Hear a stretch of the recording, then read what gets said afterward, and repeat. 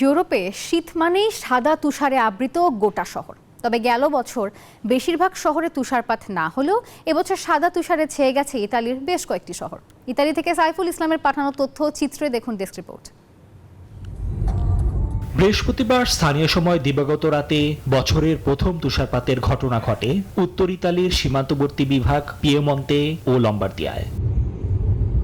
সন্ধ্যা 6টার দিকে তোরিন ও ভারেস সহ বেশ কয়েকটি শহরে হালকা বৃষ্টির সাথে শুরু হয় তুষারপাত। পরে বৃষ্টি বন্ধ হলেও চলমান থাকে তুষার পড়া।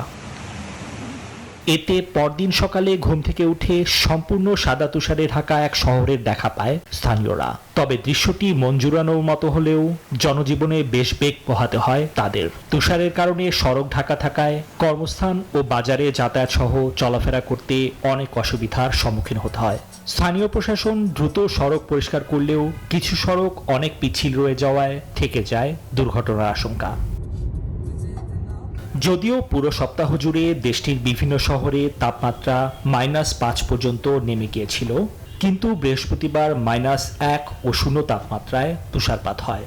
তবে দিনটিতে অনেক শহরে হলুদ সতর্কতা সংকেত হিসেবে জারি করেছিল স্থানীয় আবহাওয়া অধিদপ্তর। নিবির আমিন, নিউজ 24।